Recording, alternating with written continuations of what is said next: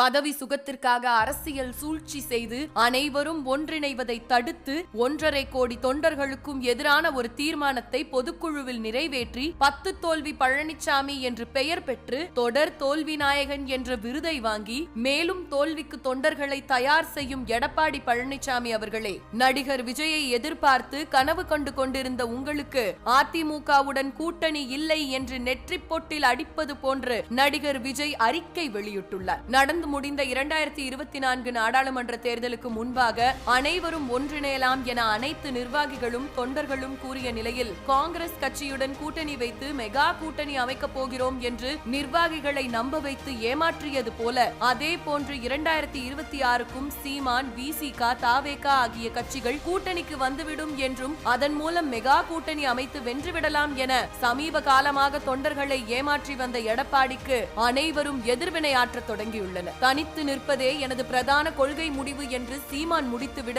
திமுக கூட்டணியை விட்டு நாங்கள் ஏன் வர வேண்டும் என்று திருமாவளவன் நழுவிவிட, அதிமுகவுடன் கூட்டணி இல்லை என்று விஜய் மொத்தமாக தலையில் அடிக்க எடப்பாடியின் நிலை பரிதாபத்தின் உச்ச நிலையை எட்டியுள்ளது. இதை கடந்தும் விக்கிரவாண்டி இடைத்தேர்தலில் போட்டியிடாமல் பாமகவிற்கு விட்டுக் கொடுத்தது போல ஒரு பிம்பத்தை ஏற்படுத்தி அங்கேயும் ஒரு துண்டை போட்டு வைத்துள்ள எடப்பாடிக்கு ஏமாற்றம் மட்டுமே மிஞ்சியது. தற்போது அதிமுக கூட்டணியில் இருக்கக்கூடிய தேமுதிகவும் தேர்தல் நேரத்தில் என்ன முடிவு எடுக்க போகிறது என தெரியவில்லை. அதிமுகவில் 2ஆம் கட்ட தலைவர்கள் ஒற்றுமைக்கான குரல் எழுப்பும் போது கூட்டணியை காரணமாக வைத்து அவர்களை சமாளிக்கும் எடப்பாடி யாரும் கூட்டணிக்கு வராமல் இருக்கக்கூடிய சூழலில் என்ன செய்ய போகிறார்? கூட்டணிக்கு இவர்கள் வந்து விடுவார்கள், அவர்கள் வந்து விடுவார்கள் என்று தொண்டர்களை ஏமாற்றுவதை விட பிரிந்து கிடப்பவர்கள் அனைவரும் ஒன்றிணைந்தால் மெகா கூட்டணியும் அமையும், ஆட்சியும் அமையும். அதற்கான முயற்சியை முன்னெடுப்பதே சாலச் சிறந்தது.